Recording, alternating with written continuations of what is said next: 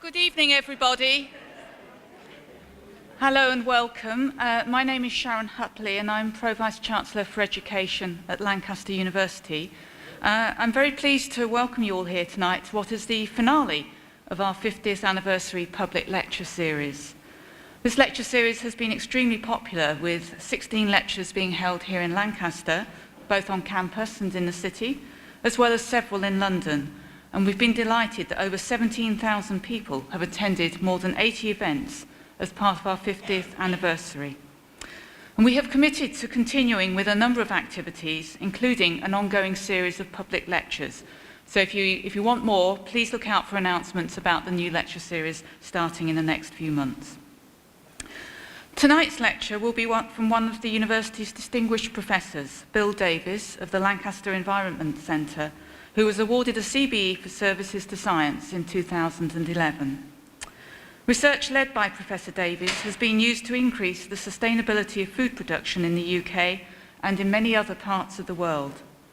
The development of water-saving techniques for agriculture, which have helped farmers in some of the driest regions of the world, won the university a Queen's Anniversary Prize for Higher and Further Education in 2009. The research conducted by Professor Davies and scientists in the university's Environment Centre looks into arguably one of the most significant challenges currently facing humankind.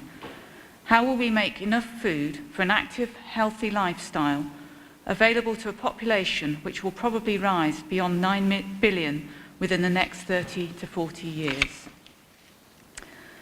This evening, Professor Davies will give a short lecture which examines a variety of approaches which might help us to address the challenge of food insecurity. He will then be joined by a number of external experts who will take part in a debate with questions from the audience on this topic. I should mention that tonight's lecture will be filmed, including the debate, so if you do not wish to be on camera, please speak to a member of staff after the event so that this can be catered for during editing. I'm now pleased to hand over to Professor Bill Davies. Thank you.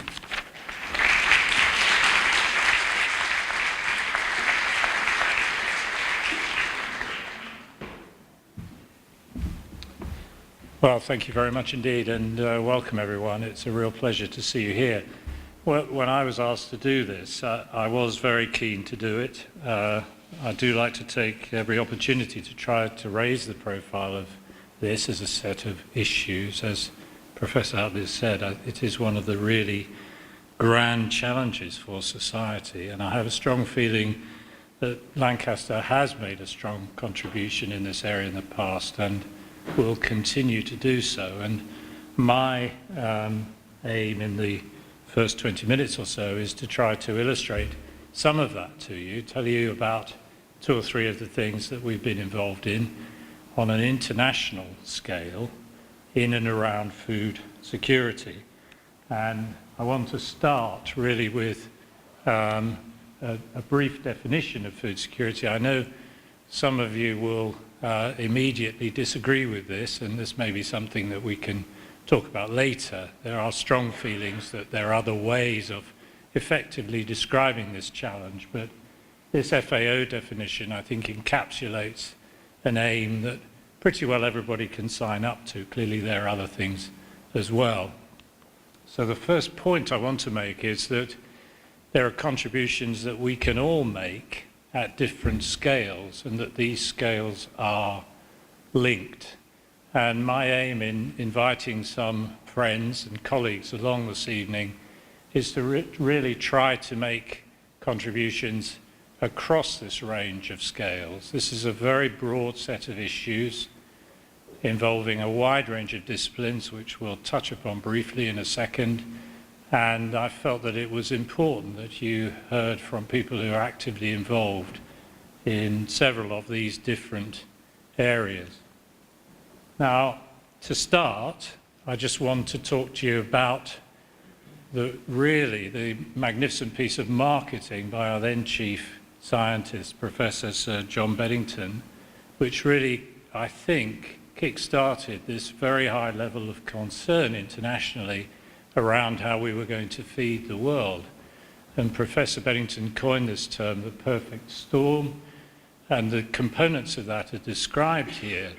And a central part of the concern is what's written in this red circle here, the fact that our expectation is that food demand over the next years will grow enormously.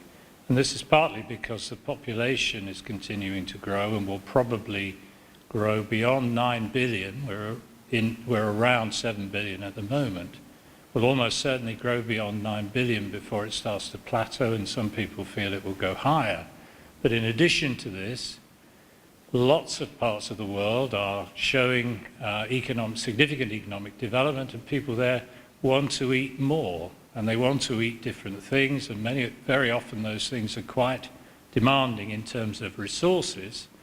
And the difficulty is, if you look at the bottom of that globe, that many of those resources are in short supply. And I've chosen to highlight energy and water, but equally we could write fertilizers, we could write land, we could write people down there. There is a problem in many parts of the world finding people who want to work in food and farming. So when you superimpose climate change on all of that, we really do have a very, very difficult problem. We're not entirely certain what will happen to the climate, but it's almost certainly going to be very much more difficult to produce and supply food. And so this is something that has really energized people around the world, and I want to describe the results of some of that energy. But the point to make moving forward is that it looks as if people need access, the population needs access to an awful lot more food than is currently the case. Now, this does not necessarily mean that we need to produce food. I'm a crop scientist, and I'm going to talk to you about food production, and also several of the guests that we've invited this evening are going to talk about food production, but there are lots of other components to this that we should also consider. And this diagram, which is an attempt at describing the food system, shows us just how complex this can be. Production, which is down there in the bottom blue sphere, is just one of the components.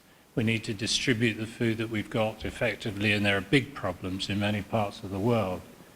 But even if there's plenty of food, many people in the world may not be able to afford it, so they don't have access to it. And in parts of the world where people spend 50, 60, 70% of the income that they have available on food, when food prices rise, as they have done in recent years, they're immediately pushed into food poverty. And so these are all issues. I haven't got time to touch upon all of them, but they're all issues that concern us. And the blue and the yellow squares there indicate things that may not be directly related to food. The economy, many social issues in the green box are really very, very important. So we're not going to solve this problem simply by producing food. There are lots of society's problems, issues that we need to confront. And I will say a little bit more about environment in the yellow box, where clearly the environment influences our capacity to produce food, but it's clear that if we push for food production above all other considerations, then the impact of that on the environment can be substantial and not entirely positive. So we're increasing, excuse me a second, we're increasing the demand for food. If we just carry on where we are, then there is the middle of those dotted lines shows what will happen if we continue to increase food production at the current rate. The FAO and others, Food and Agriculture Organization of the United Nations, project that we need the top dotted line, but the likelihood is that if we don't really engage with this, then we'll end up somewhere, if we don't do some serious agronomy and some serious plant breeding, we'll end up on the bottom dotted line, and the difference between that and the demand will be substantial. So, while food production isn't the only component of this, it's clear to me as a crop scientist, I realise you'd say, well, you would say that, wouldn't you? But it's clear to me that we need to increase food production, and I feel optimistic about our chances of doing that, and doing that in a sustainable way. And I'll give you one or two examples of where some progress has been made.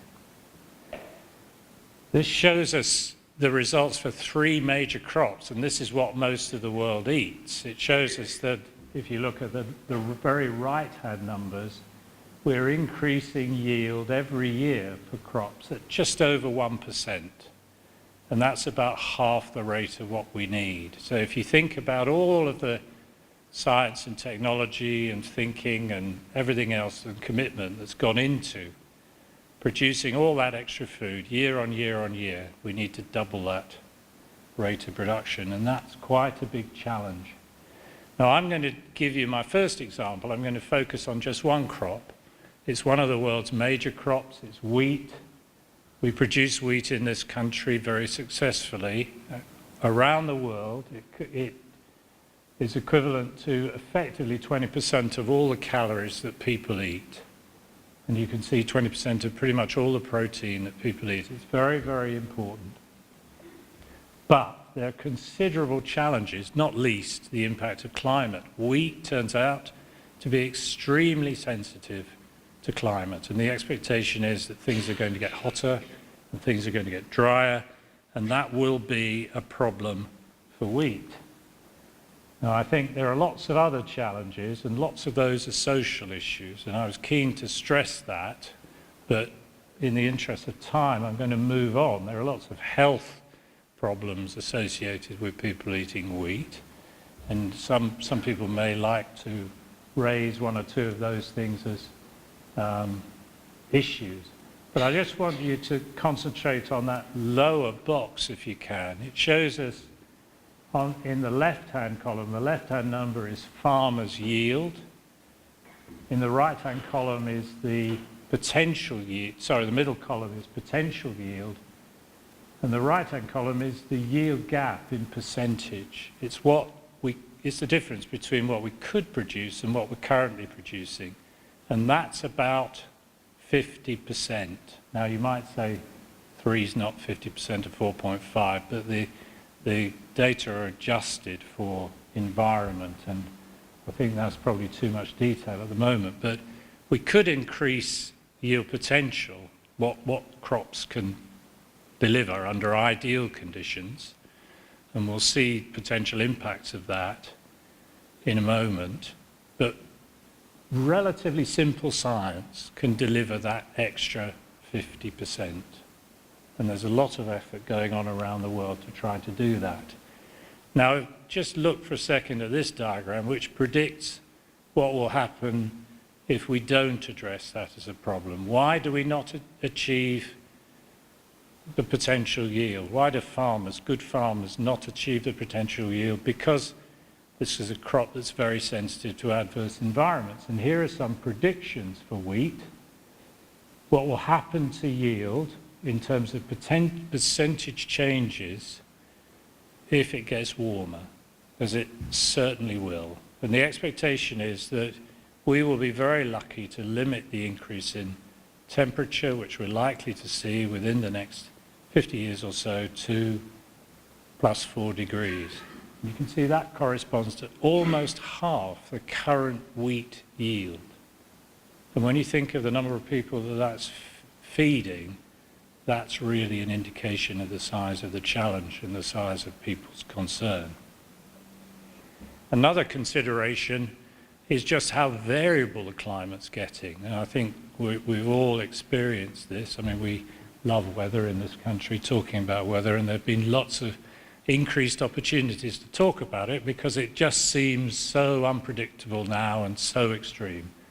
And this shows us deviations from average. Below the lines, those are yields that up to 40 million tons globally less wheat produced in some years. Some years, obviously, fantastic yield. But crops like wheat are just not well adapted to cope with this kind of variation. Evolution can't cope. It moves too slowly. And so that's a good justification for us intervening. Now, I did think I'd show you this, we'll talk about the success of British farming, but we are the best at producing yield. We don't produce much on the world stage, so this is the amount of wheat growth on this axis, and these are the yields. Our yields are very close to potential yields in many years. So British farmers and farming have a lot to contribute to this debate and a lot of expertise, and similarly our science has a lot to contribute. The two challenges are, would it be possible to double the UK yield, which would be an awful lot of extra food? Is it possible to double some of these who are down the bottom here often? Australia, for example, for some very good climatic regions. Different sorts of science, but the challenges have been defined and many people feel that they are achievable. And I want to tell you one success story for Lancaster and show you just how influential relatively simple science can be. And this is a wheat yield partnership. It's been agreed in the last year by 5 or 6 governments around the world, including our own. The aim is to impact wheat yield, to try to produce more wheat under all of these environmental conditions. Lancaster played an active part in lobbying around the world to get money for this program, and currently there's $100 million available for it. So it can really make a difference. It's being coordinated through the International Wheat and Maize Breeding Centre in Mexico, where Norman Borlaug, American geneticist, was responsible for the Green Revolution, and building on their expertise. And the reason that it's based at CIMMYT is that CIMMYT does science for the public good. These seeds will be freely available around the world where they can really potentially make a difference.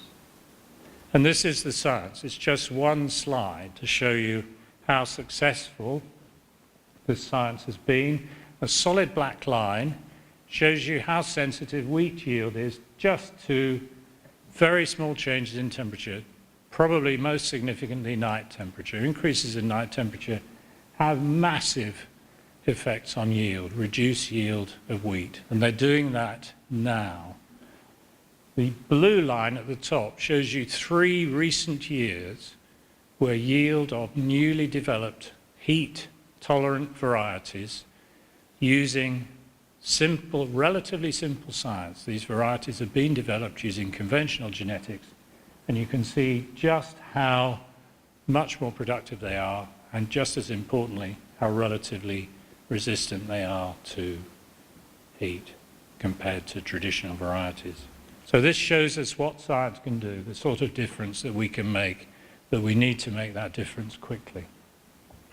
So I've got 2 other projects that I want to tell you about, and they both take place in Asia. They're both things that Lancaster Science and scientists are involved in.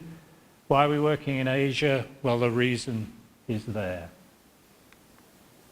So it's important. There are a lot of people there, and they grow a lot of grain.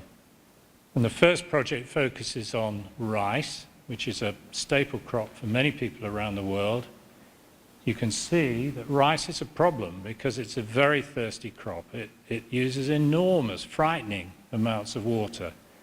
Is it possible to do something about that? Well, one of the projects that we're involved in, Ian Dodd, who's here this afternoon, another colleague, Hao Zhang, and I are involved in a consortium involving scientists in Bangladesh, both to try to grow rice with less water. This is a project supported by BBSRC, one of Britain's major science funders. So this is a project to try to grow rice with less water using novel agronomic techniques, but just as importantly, as you can see here, we've discovered in collaboration with a former student of ours who works in Aberdeen, that if you grow rice with less water, you can produce a better quality of rice, because rice has a tendency to accumulate toxins, heavy metals, particularly arsenic in some soils. and that's a class 1 carcinogen, and people who eat mostly rice have a massive problem with this. And so this is a project to make the crop production more sustainable and to produce a healthier crop. The other project I'm going to talk to you about, because it has an environmental component but also a human interest story, and this is a project that we're involved in China, another one of the areas within that globe that we just looked at. We're working in an oasis. The small map here on the right-hand side shows us we're up here near the Mongolian border. This is the oasis here, surrounded by desert. This is 100 kilometers long, 50 kilometers wide. The farmers there are using too much water. China, 50 years ago, perhaps 30 to 50 million people died of starvation. The country pushed hard politically to convince farmers to produce more food, to help farmers produce more food. That's been done at almost any cost. And what's happened is that so much water has been pumped from the soil, the groundwater has dropped, the wells are empty, desertification is rampant. This was once a lake, it's now a desert within 50 years. People have had to abandon their villages, so massive social impacts, and dust storms are common, not just within this region, but well beyond that in areas of China where dust storms have not previously been a problem. We're involved in a project with China Agricultural University, which involves trying to help farmers save water using some very simple ideas. Some water-saving irrigation techniques which have been delivered here and which you heard helped the team win a Queen's Anniversary Prize. And this is a wonderful project to be involved in, because when we visited last autumn with some students, we took students on a field trip, you can see that for the first time last year in 60 years there was water in the lake in an area that had previously been desert. Now, that's not entirely because of Lancaster Science. There have been lots of other contributions, closing wells, changing farming practices, reducing the intensification of agriculture, moving agriculture into plastic tunnels. But this is a major eureka moment. Now, the science, which has sometimes been referred to as more crop per drop, was initiated here principally by a visiting Chinese student. And I think I'm not going to burden you with the numbers, but interestingly, if you look, WS is water stress. Those are plants that are given less water. And you can see if you look at the bottom number, those yields are higher than all of these other numbers. This is science which delivers more crop per drop. So you give the plant less water and you get more yield. And that science was done by a student of ours who a few years ago now was identified as one of 5 crop scientists who could change the world. This was in a very prominent international magazine, Nature. So this is something that this university in north of the United Kingdom has contributed. And this man, if you're interested, I can send you the link to his story. He did his science here. He was previously a farmer. He was intrigued by some of the responses that he was seeing. Having done some of this science, he's taken it back to Asia and he's made it work across hundreds and thousands of hectares with hundreds and thousands of farmers and really changed people's lives. So this is something that can be achieved. So this is really my last slide. There are a few conclusions here. I believe plant science has a massive contribution to make. I believe universities like Lancaster have a massive contribution to make on the international stage. There are various ways of doing this through both plant improvement and through agronomy. But I do want to stress that in my view, no technique should be ruled out or technology at this stage, but that we do need a diversity of approaches. We're not just going to solve it with science and technology. There are some social, economic and political innovations that are also needed. Anybody who's interested in taking this further, there is a massive open course which Becky Whittle, who's here, and I and 2 other colleagues are running later in the year. It's on the FutureLearn platform. You can Google FutureLearn and find it. It's free.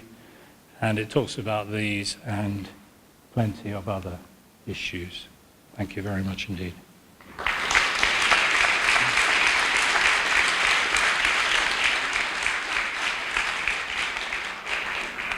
So hopefully that will have stimulated some ideas. I'm sure many of you came with lots of questions and issues which you want to raise anyway, and we'll come to that. But first I'd like to invite my colleagues up onto the stage. So first of all, Alan Wilson, a long-standing friend and colleague who is Technical Manager for Fresh Produce at Waitrose.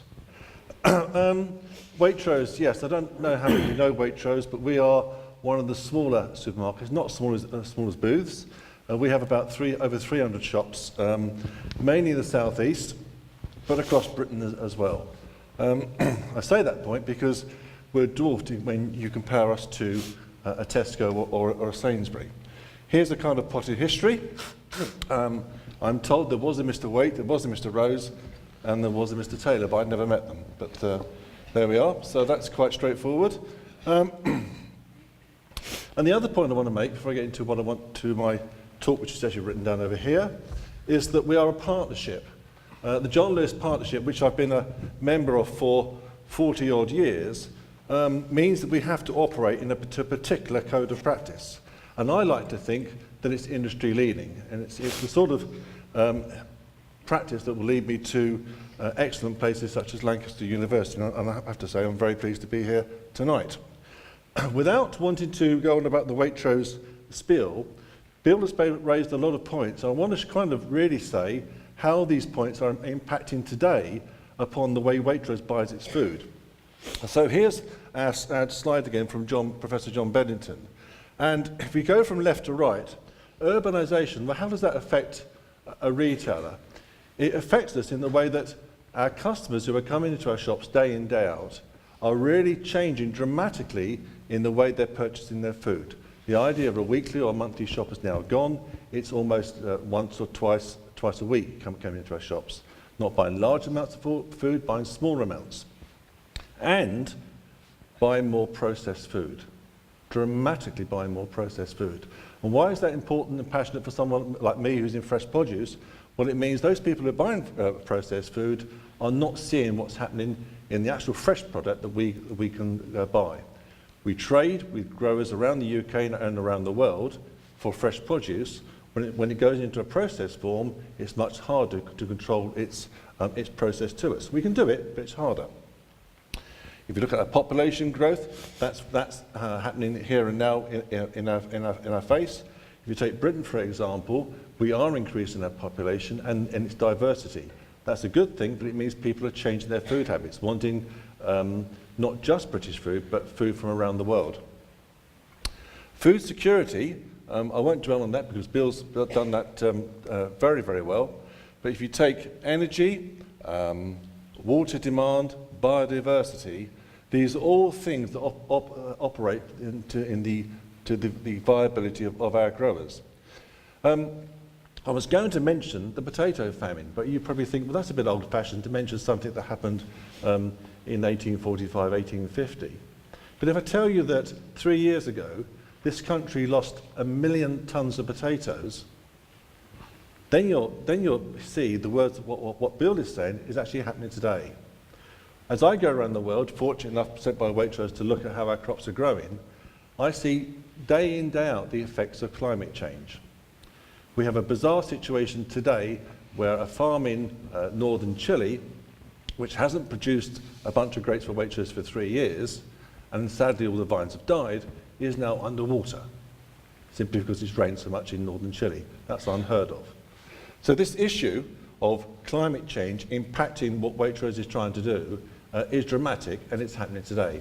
What's our response? What can a small supermarket like Waitrose do? We have 3% of the market, we have 20% of the organic market. What can we do? Firstly, we can collaborate with our growers and suppliers, which we do. We have an agronomy group, and the agronomy group seeks to try and understand these events. Fortunately, by working with a university such as Lancaster, we've seen these issues coming, but we feel slightly powerless to actually bring out the answer. We haven't got the answer, and that's why we take up these opportunities for these events to talk to people such as you to see whether you've got the answers or can shape things. We've produced a website which is not up there, but if you want to note it, it's called Sustainable Agriculture Waitrose. And that website is a collection of videos, of illustrations of the subject of what's happening around the world. It's quite a revolutionary website for a supermarket because it's not a website with good news on it.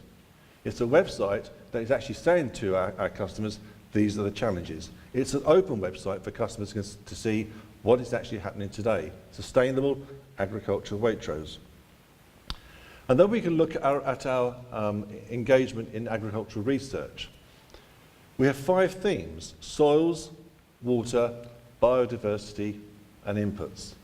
It's the 5th one that is really important to us, which is crop waste. We are wasting in our food production chain an enormous amounts of food. We, I'm not meaning Waitrose, I mean us as a world. And a lot of the popular press focus on what is wasted in the consumer's household. But in actual fact, there's an awful lot of waste in the actual production chain. We've made great advances in crop protection systems to alleviate waste from food production, but we are still managing to waste an awful lot in terms of our management of volumes. Climate change is going to increase that waste. Your point, Bill, about wheat was really interesting. Within that line lines you were drawing, there will be successes, but there will also be deep penetrations of losses of yields. Where do we stand? Where do we see the future? Unless we can actually engage consumers like you in changing your habits to actually eating more and more fruit and vegetables, ideally British, ideally increasing our organic offer as well, then we're going to find it very, very hard to bring the average person who is actually thinking of food as a process unit away from that. I was in a restaurant earlier today, and I was alarmed when I looked around on every single plate in one of Ambleside's most successful restaurants. What product was being thrown away was the fruit and vegetables. We've got to change that. Thank you.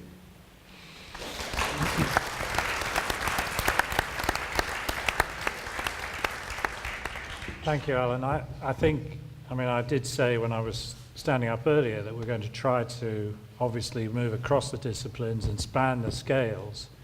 And one of the reasons for involving our guests is really to give us some insight into their speciality areas, the kinds of things I think that many of us don't readily appreciate. So, the next guest, I'm delighted to welcome Richard Geldart. I think some of you will know Richard. He's a very prominent local farmer who is also chairman of Cumbrian County NFU. Richard. Well, thank you very much, Chairman, and good afternoon, ladies and gentlemen. I have to say I am rather out of my comfort zone standing here in front of you. It's not the sort of thing that I do on a daily basis, but I've just got a few minutes, and so what I would like to do, if possible, is give you a little bit of an insight into what our farming business actually is and the history behind it and where we came from to get to where we are today. Back in the 1940s, my grandfather took the tenancy of one of the Cropper family farm estates just on the north side of Kendal. It was a small mixed farm. He milked cows there, kept some chickens in the orchard, grew his own fruit and vegetables, kept sheep and some beef cattle, and the produce was taken by horse and cart down into Kendal on a daily basis and sold doorstep to doorstep. And that was what Grandfather did. It was a sustainable farm. typical of many farms in the area at that time. Moving forward a couple of decades to when my parents came on the scene, there was a dual carriageway, which is what's known as the Kendal bypass in our area, came right through the middle of the farm with a roundabout on the north side of the town, and basically put the farmsteading on one side of the major road network and the land on the other. And so as a viable farming business going forward, it wasn't really something that was going to be sustainable for my parents to move into. Perfectly suitable for grandfather to carry on the rest of his farming career, but my parents took the tenancy of a National Trust farm in the mid-1970s at a little place called High Ray, just on the south side of Lake Windermere. It was one of the 17 original Beatrix Potter farms. At that time, a dairy farm, 600 feet above sea level, at its highest point. One field on the farm that you could drive a tractor into all four corners. But every farm neighbouring that was of the same type, milking cows, keeping sheep, a few beef cattle. Very typical farming activity in that area at that time. But my parents' ambition had always been to try and get to a position where they could purchase their own farmsteading. And the opportunity to take this National Trust farm on a tenancy was a fantastic stepping stone to be able to realise that long-term ambition. But as farming evolved, it became clear that dairy farming activity on that type of farm wasn't something that was going to be sustainable long-term. Dairy was going through a lot of change, was becoming more mechanised, more specialised, and the introduction of milk quotas in 1982 provided an opportunity for my parents to move out of dairy farming. There was a financial incentive offered by the government at that time to take a percentage of dairy farms out of production at the inception of the milk quota system.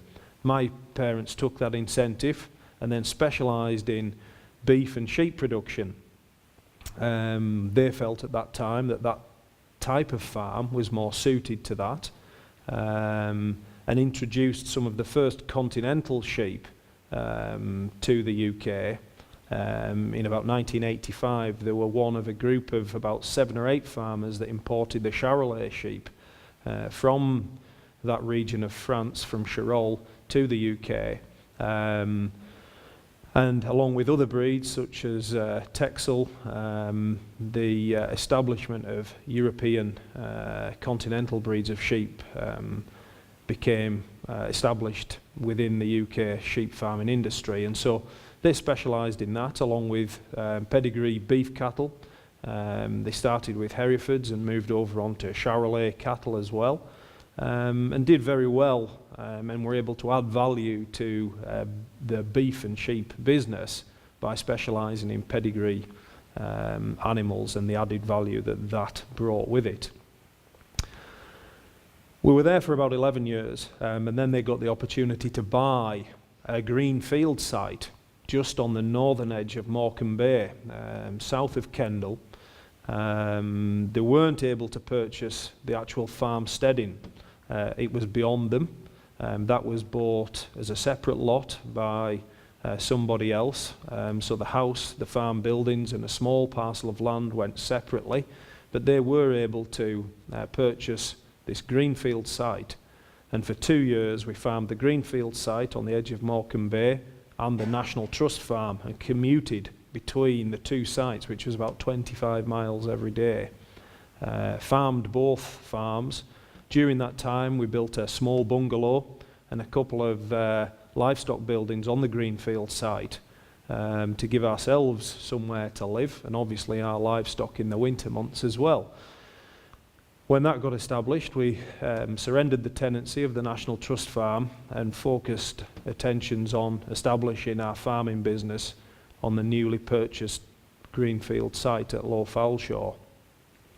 And this went well until we ran into the BSE crisis in the mid-90s.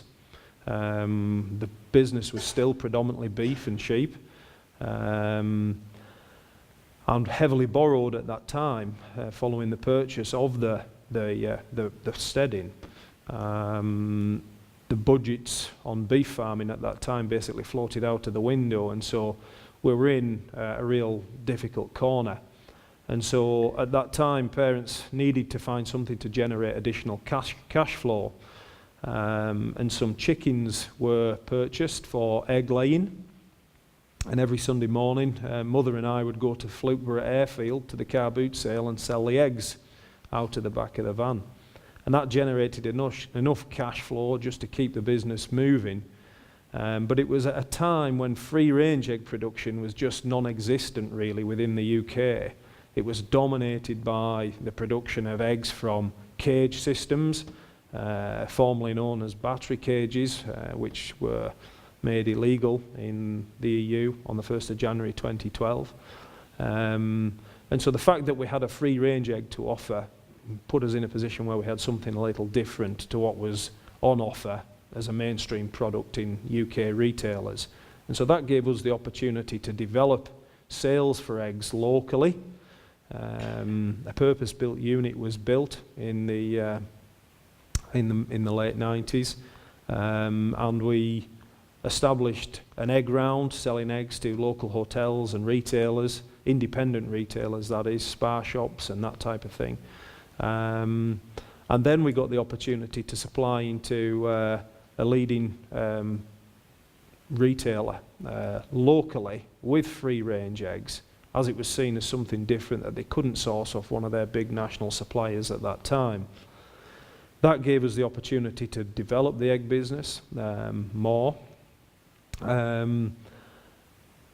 And then over the next sort of 10 to 15 years, free-range egg production became mainstream within the UK to the point where it established itself at 50% of the national laying flock within the UK.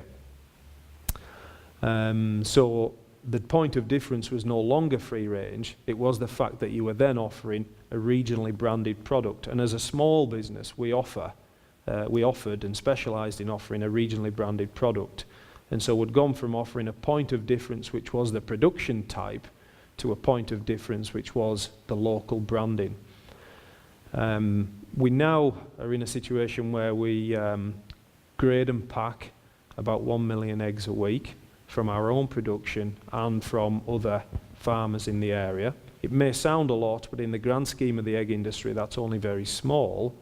But as a small egg packing business, we do offer something that still a lot of the large egg packing companies throughout the UK still struggle to offer, and that's local and regional branding to our customers. We have a customer base that's about 120 strong, ranging from small independent hotels and restaurants right up to food service businesses throughout the Lake District National Park. The visitor numbers that attracts every year generate a fantastic amount of business in the area, and we are a beneficiary of that. We've continued to develop the cattle on the farm. We now have a herd of stabiliser cattle.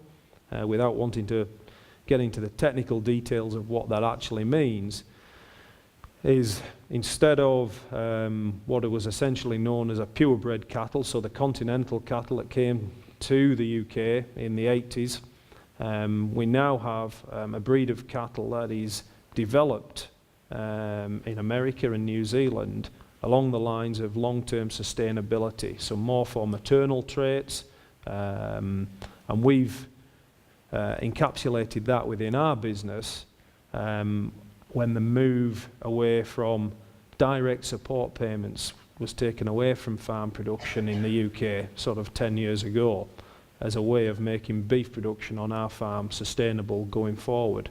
And it's certainly proved quite successful. We continue to farm around 1,000 breeding ewes on the farm, of 2 different flocks, one a terminal sire breed and one a dam line breed.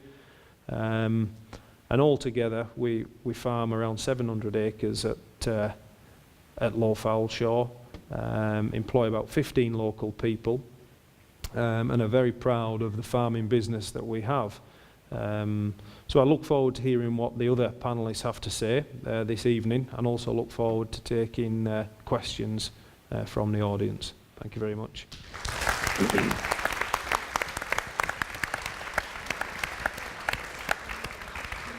Thank you very much, Richard. So our next speaker is, I think, well known to many of you, Councillor Caroline Jackson, who obviously has a big commitment in this area in all sorts of senses, not least in her involvement in community farming. Caroline.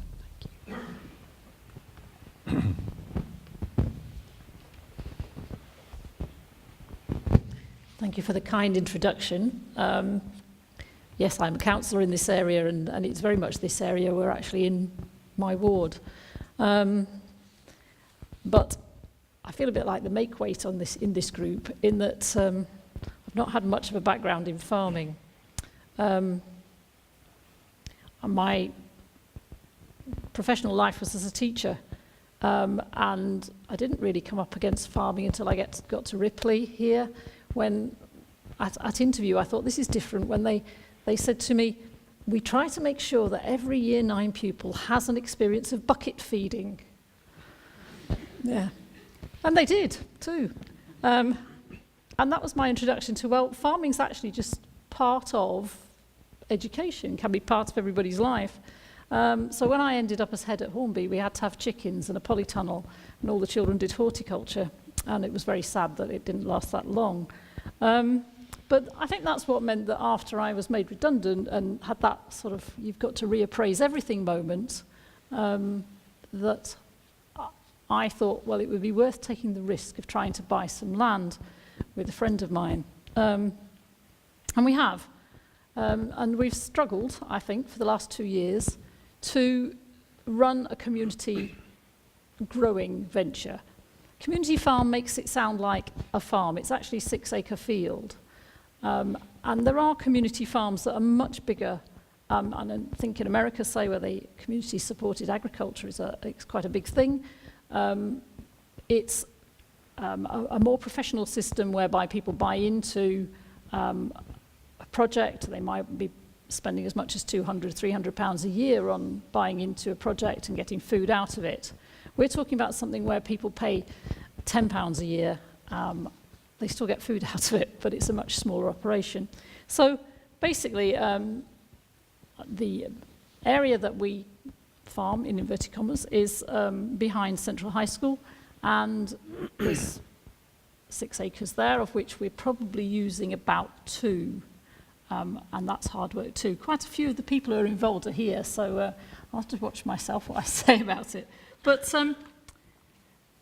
the reason that I wanted to get involved in food growing was a strongly held belief that people don't have the chance to do 2 things. One is to have access to land. Anybody who's got an allotment here knows how hard it was to get and how you have to hang on to it. And 2, if you do get an allotment, if you don't know how to grow, it's not an easy business. You know, you've got neighbours who've all got beautiful vegetables.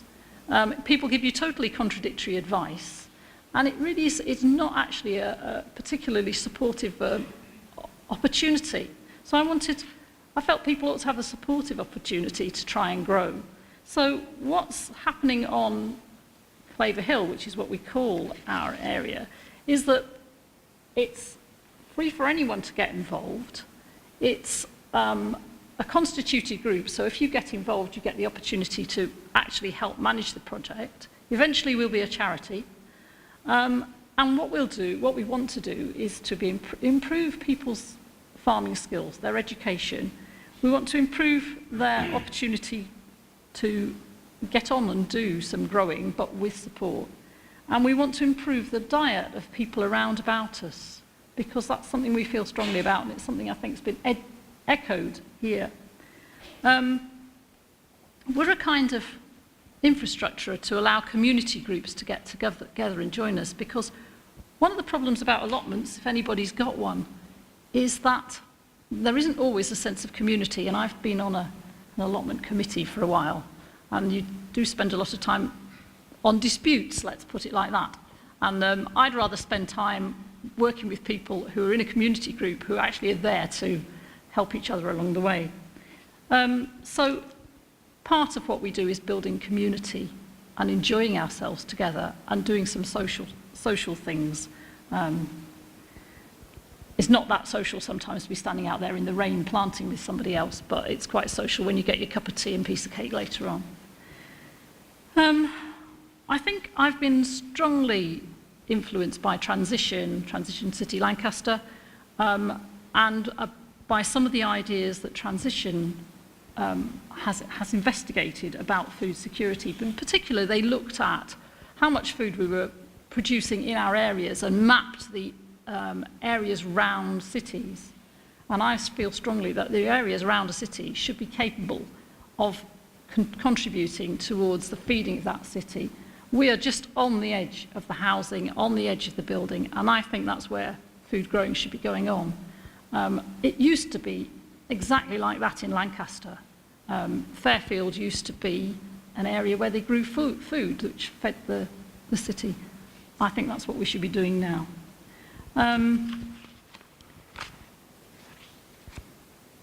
I think we contribute just a little to the availability of fresh food. Actually, one of our problems is our volunteers the volunteers who work on Spud Club, which is there's about 20 volunteers who run what's going to be 2/3 of an acre of productive food. They get to take that food away for their contribution, but we've got too much food, and it's actually really quite difficult to know what to do with it and how to distribute it. So if anybody's got ideas, please do come back to us with that, because it is a problem. Because we're not for profit. We do need to cover costs, but we have loads of peas one week and nothing the next. Well, not quite nothing, but you know what I mean. It doesn't come evenly. You can't say to a supplier, we can give you this or that.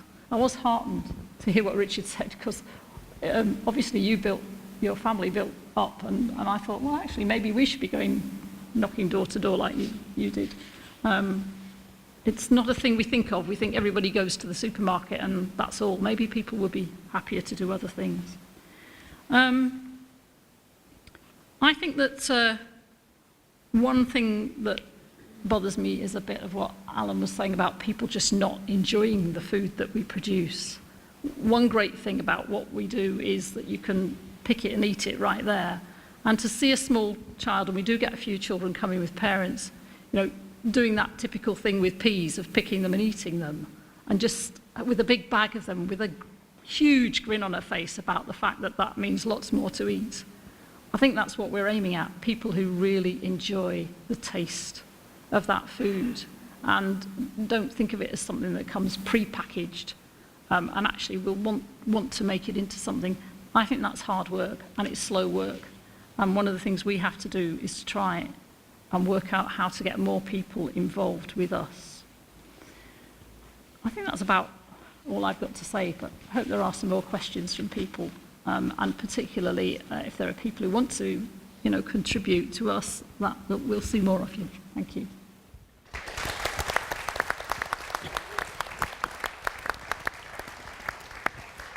Thank you. Excuse me. Thank you, Caroline. So, our last speaker, Claire McDermott from the Soil Association, with a particular interest in food and diet, and also some association with Lancaster University. But welcome, Claire. Good to see you. Thank you very much. So yes, I'm Claire McDermott. I'm Business Development Director at the Soil Association. And what does that mean? Well, I look after the accreditation schemes that we offer as an organisation. So that covers everything from organic food, organic beauty, the accreditations that we do for FSC, and what I'm going to talk about today, the Food for Life catering mark. The Food for Life catering mark is an accreditation scheme that was devised really to support our approach to changing how people eat outside the home. So I'm talking very much at the other end from a lot of the other speakers about actually day-to-day eating. And 1 in every 3 meals is currently eaten outside the home, which when you stop and think about that number, it's absolutely huge. And the public sector itself spends over £2 billion on food across schools, hospitals, prisons, early years, care homes. So we very much take a philosophy which was about trying to remove the worst, promote the best, and improve the rest. And so I was going to take you through a little bit about how we actually go about this. So created in 2009, the Food for Life catering mark is a widely recognised scheme, which is about raising standards of nutrition, food quality, provenance and sustainability across the wide range of sectors in the United Kingdom. The catering mark provides a framework for food providers to improve the food they serve by using fresh ingredients which are free from harmful additives, trans fats, and better for animal welfare. Food providers are recognised through the scheme for sourcing local, seasonal, higher welfare, free range, and at the higher levels, some organic ingredients. And for taking steps to make healthy eating easier and for meeting national guidelines on food and nutrition. The catering mark is designed to provide a unique independent verification that these have been met. And it's not just about schools. The catering mark is currently in place in Defra, for example, Department for Education, across 9 hospitals, the Scottish Parliament, at Bristol, shortly to roll out across the National Trust sites. And your very own Lancaster University holds a number of catering marks, including 2 gold catering marks in the restaurants. It's a tiered system, though bronze sets the standard, which starts from meat, farm assured, to UK welfare standards. All eggs are free range. There's skills training, because it's really important that the people that are making our food on a day-to-day basis understand where it's come from and how to make it. Long gone, hopefully, are the days of food being shipped into dinner ladies that just had to put it in a microwave. Information on food provenance is displayed as part of all of this, and 75% of the food is freshly prepared. As you move up the tiers to silver and gold, it's about making healthy eating easier, meat-free days, for example, championing local producers and sourcing ethically and environmentally friendly ingredients. It's a growing movement. The catering mark grows rapidly, and we now accredit 1 million meals a day throughout the UK. That's nearly 200 million every year. And catering mark meals are eaten in over 25% of English schools, but that's 45% of primary schools, and in the London boroughs it's 75%. Catering, the standards are now being written into many local authority tenders as a prerequisite, with catering companies incorporating the catering mark food as part of that offer. And what does that mean? Well, it means a lot for the sourcing that we do. Some of the numbers on the slide, as you can see here, that means £40 million of British food going into our catering in those catering mark places. 23 million of red tractor meat and farm assured products, and over £7 million worth of organic. But the benefits are wider than just improved sourcing. The NEF report that was produced in 2011 around the catering mark actually evaluated the social return on investment to show a return of over £3 to the local economy for every £1 spent. And there is still further evaluation activity underway that is starting to show similar things. Because I think across here, we know and we're recognising that there is compelling evidence for the beneficial interdependence of producers, wholesalers, retailers, and the community where a thriving local economy in food is covered. And that comes across in a lot of the work on sustainable food cities, which I know very much involved in Lancaster. In terms of small businesses and opportunities for SMEs and local sourcing, I think I'll reference some of the ones locally around the university. Since becoming accredited, the university looked to change some of its suppliers, and some of the local businesses that are involved now include Plum Garths, Organic North Wholesalers, and Loon Valley Smokehouse. And Loon Valley, as part of this, that actually became Red Tractor accredited. So there are opportunities to actually put local food into local meals across the public sector, and that has a beneficial impact across the economy as a whole. And like I say, it's a growing movement. so 1 million meals a day accredited, but the growth into silver and gold, which is where the higher welfare standards and local sourcing become more rewarded, are growing as well. 45% of catering marked meals are now at silver and gold. How do we make this sustainable? How do we actually make this change? I mentioned at the beginning there's £2 billion a year spent on public sector catering, of which over 1.2 billion is in schools. Much of what we have done has come from being initially caterer driven, but it also has to be catering supplier driven because there has to be suppliers into those catering marks, and it also has to be driven by local authorities looking to improve the areas, the health and well-being of the area, and also probably from government and from procurement. And the plan for public procurement, or the balanced scorecard, actually recognises the catering mark as being able to make change. And the plan for public procurement also recognises the need for a balance between cost and quality in contracts. And so that we're actually building this in from the beginning, so it comes from all angles, as well as needing public demand.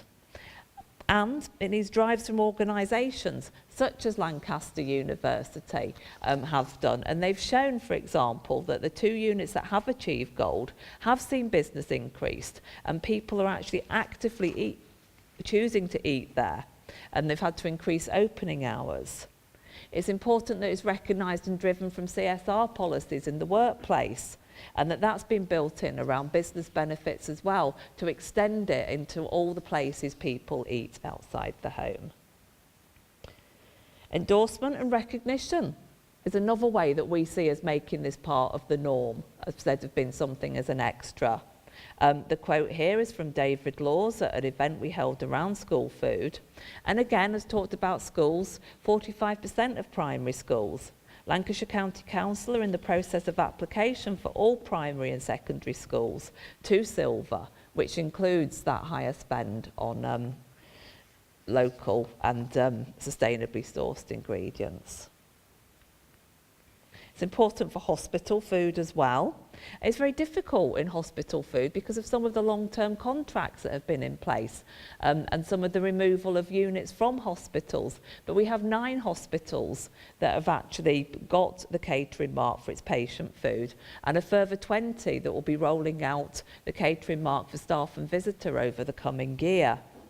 Nottingham has a gold catering mark, and it's actually now been specified into contracts as a way to start to take hospitals on that journey as well. So that's the way that we've tried to approach changing how people eat outside the home, and trying to make that link to what people are eating. As I say, we're at 1 million meals a day, and we're looking to get to the next 1 million. So thank you very much.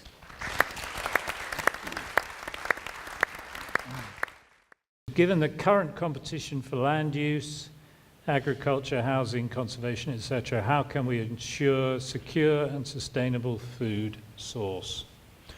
Well, it's a very good question. I mean, the problem that I think you have in a small country like the United Kingdom is the capital value of land doesn't in any way match the income that can be made from it, and the competing sources for that land, which are many, including the ones that you've incorporated into the question, add so much value to that land.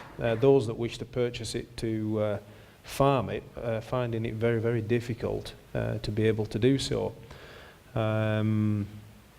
And so we are in a situation where we have to get on and do the best job that we possibly can with the resources that are available to us. And in many situations we have to farm alongside many of these competing aspects for the land. And I think farmers have become more amenable to the way in which they go about their business, to incorporate other types of land use around them. Some are beneficial to farming activities, some perhaps aren't. You know, we are farming in a situation now where the environmental aspects of everything that we do are scrutinised to the last detail, and there's an awful lot of money available for environmental activities and schemes to take part on land that would be very, very suitable for sustainable food production, but are not being utilised simply because of support payments that are allocated to environmental activities.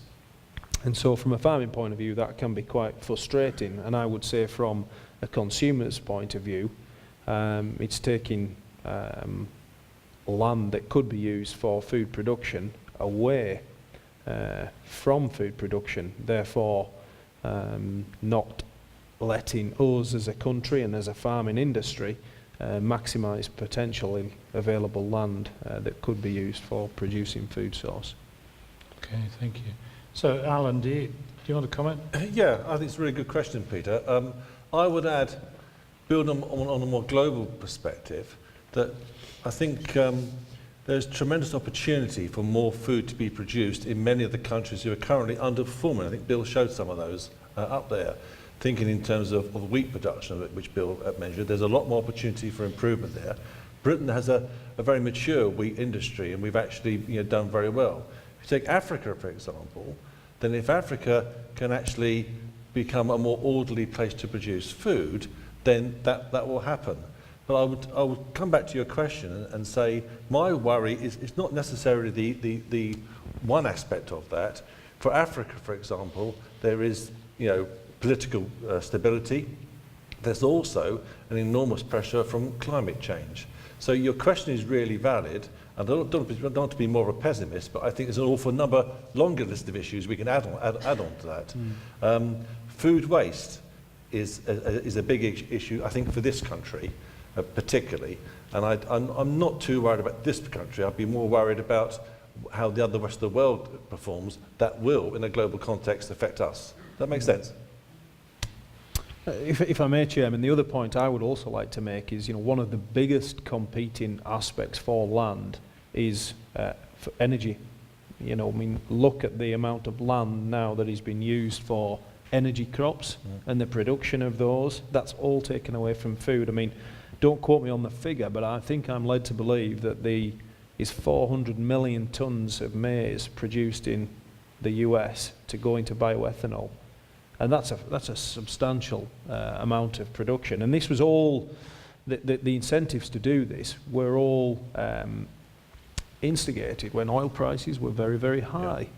Yeah. And now oil prices have dropped in the way that they have done over the last sort of 12 months. And suddenly the American government's locked itself into 20-year schemes to pay farmers to grow these energy crops, where quite honestly, with oil prices doing what they've done, they'd have been better off without them. And that food would, that 400 million tonnes, if that is the accurate figure, would actually have been available to come into the food industry.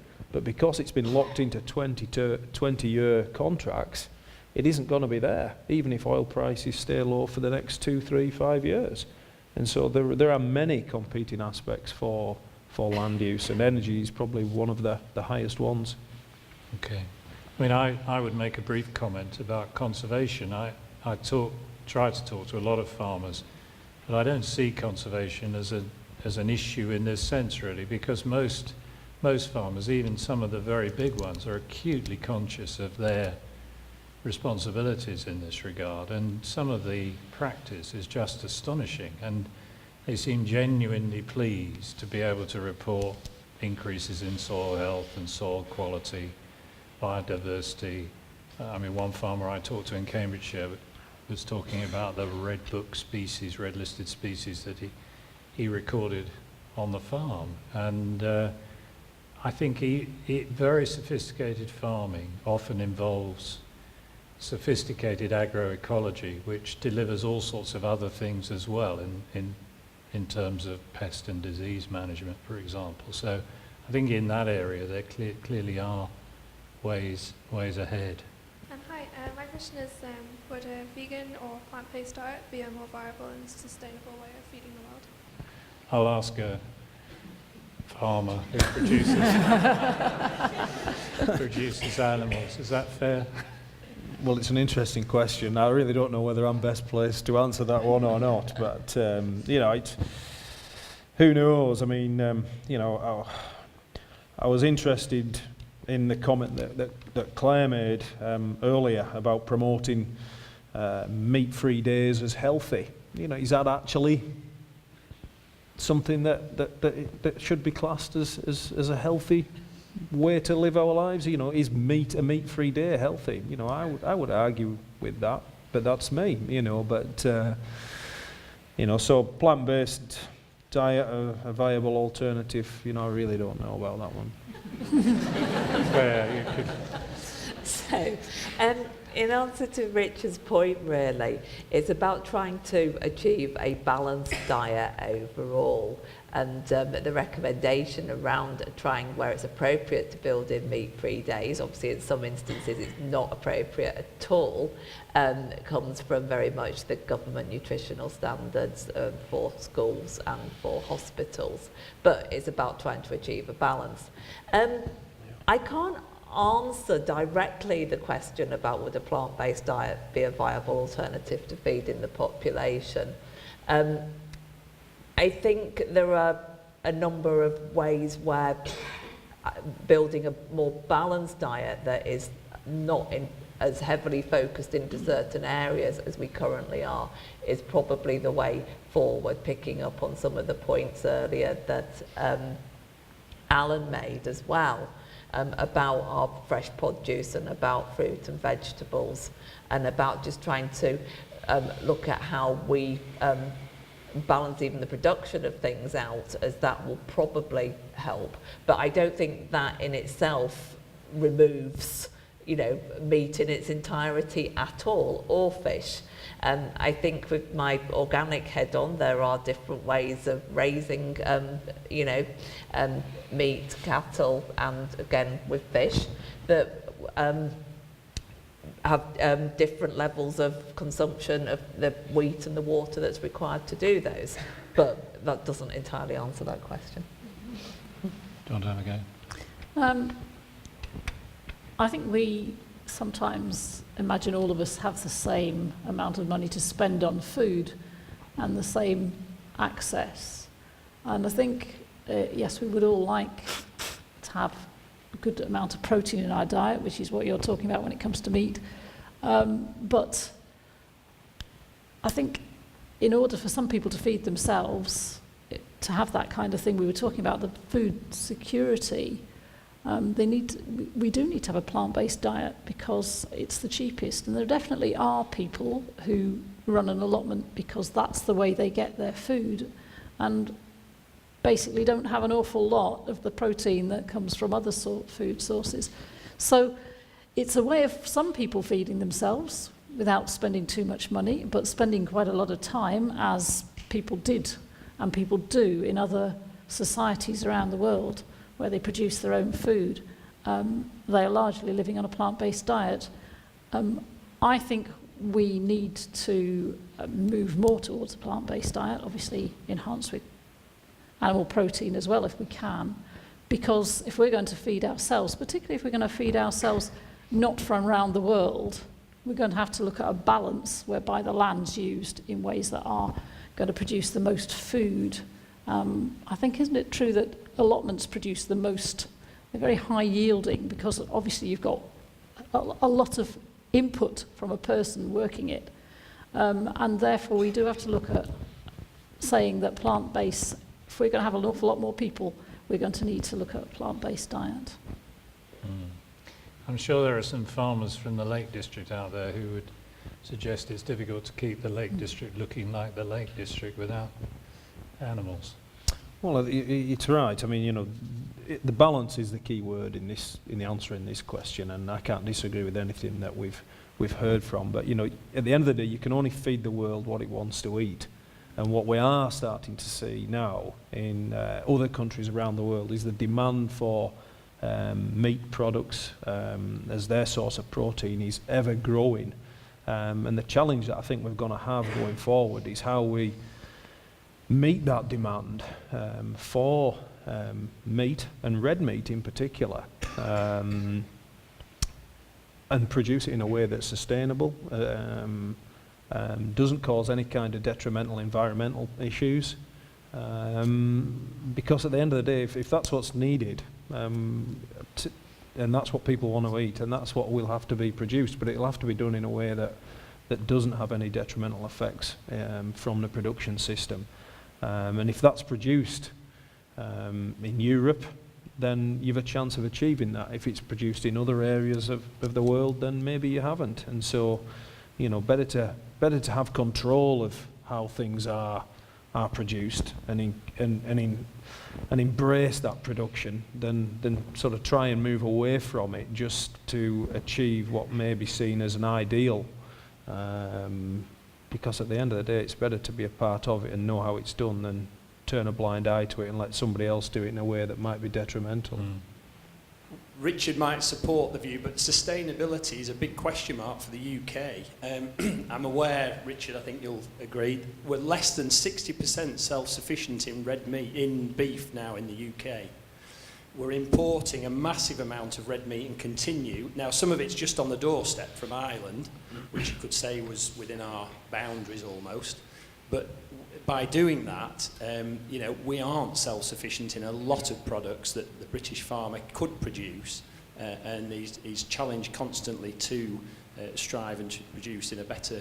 And you know, we're looking for ways all the time to increase that production, but the demand is such that we can't keep pace with that, and that goes back to the same issues that are around those wheats and rice and maize and the technology developments. And just on one other point, certain species as well have challenges, and the research at the moment going on within the UK is very much how we can produce 1 kilo of beef using less inputs. So for example, today again the round figures would be 5 to 6 kilograms of grain to produce 1 kilogram of beef, whereas aquaculture can turn a kilo of grain or similar product into 1 kilogram almost of edible protein. So there's special issues there as well. So I just throw that out into the audience. Yeah, good point. Well, it's a very, very good point, and it's one that in the agricultural industry that we're constantly trying to address. You know, sustainability. You know, being able to feed our own country. It is something that we're increasingly unlikely to be able to do. You know, Philip's made the comment about how we're not self-sufficient in beef. My sector, that is eggs, we import 13% of the eggs that we consume into the UK. You know, we do not produce enough eggs to feed our own population of sort of 62 or 3 million people. And we in the UK eat about 185 eggs per person per annum. That's one of the lowest egg consumption rates throughout the rest of Europe. Some less affluent European countries are consuming 220 to 230 eggs per person because it is a cheap source of food. And as a result of them being less affluent, egg consumption is high. In the UK, we've been the opposite of that, and as a result, we've not consumed an awful lot of eggs. Also, we've had issues with eggs in the past, such as salmonella back in the 80s, and it's been seen as something that is detrimental from a cholesterol point of view. In recent years, eggs have now turned into a good food source. We have good cholesterol in eggs now that's good for you. And there's been an awful lot of work done to eradicate salmonella from UK eggs. So some other European countries haven't done the amount of work that we've done in the UK and have high levels of salmonella in eggs.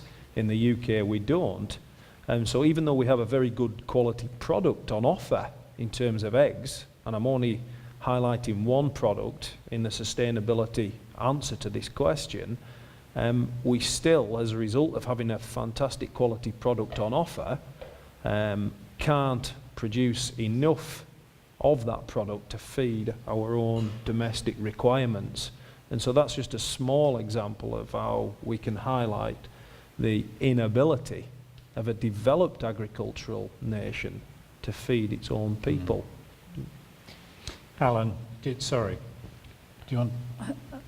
Okay, I was just considering the figures you were talking about, sort of calories in for calories out, in terms of animal food. And I think we've taken us back in some ways to whether a plant-based diet would be a good alternative and whether a meat-free day is healthy. In terms of our carbon use, a meat-free day is healthy for the planet. And I think sometimes we can veer off realising that there's a great deal of energy use expended in producing our food, and think, well, when you talk about climate change, that it isn't connected, whereas obviously it is. And I think we need to, that balance is also about a balance of about what our food demands make on the whole globe and on our own actual local climate. So maybe when you say, well, we can only feed ourselves 60% of the animal the beef, well, maybe we shouldn't be feeding ourselves much more than that anyway. Maybe we can produce what we need. There's both the problem of some waste, and also there's a problem that we just can't, as a planet, afford to do what we want to do and eat the way we want to. I don't know how you get around that, but I think we have to say it. Well, I'm sure that is a very good point, but the same argument can be applied to producing fruit and vegetables in West Africa, which environmentally is probably more sustainable than doing it in this country for much of the year. So in terms of the carbon footprint, even including the transport component of that by ship, because of the very, very high productivity in those environments, you're looking at a very environmentally sustainable product. But Alan, I was going to ask you about sustainability. It's obviously a big... Was that on meat? Or no, just on meat fruit and vegetables, anything that's... Okay, can I give my meat thoughts? Yeah. Being a fruit and veg person. I would just say two observations. One, our policy in Waitrose is to source British meat apart from New Zealand lamb. That's the first thing I say. So the second thing I would say is that it's interesting, given what a vegan friend said there, that and I'm not that old, but before the war, we didn't used to have lots of red meat. We had white meats available, and it's a relatively modern thing that we've consumed these large amounts of red meat from the mass population. And as Richard said, now we're seeing that around the world. So I am biased as a fruit and veg person, but I would be concerned about that. Having said that, if you take the farms in eastern counties where we get much of our food from, they used to rely on the organic matter coming from all the cattle herds, which have now completely gone. So you answer one problem, then you go on to the next. On the issue of sustainability on Africa, there's all sorts of contrary arguments. We did a piece of work a few years ago on carbon footprinting to show that it was a much heavier carbon footprint to get tomatoes from the UK or from Holland than it was to bring in crops air freighted from Africa, for example. But going back to what Richard said, if you get an energy solution for the crops in the UK, suddenly that all changes. And then there's the wider issue of looking after, going into trade, not aid, with stunted countries like Kenya, where foreign exchange is absolutely vital for their very existence. So I think I'm actually supporting what you're saying, Bill, that it's such a complex issue, not rested on one single hook. Okay, I'm Bill Davies. I'm a crop scientist in the Environment Centre at Lancaster. I mean, my interest is in food security, and particularly the challenge posed by climate change, shortage of resources, and of course a massive demand for extra food.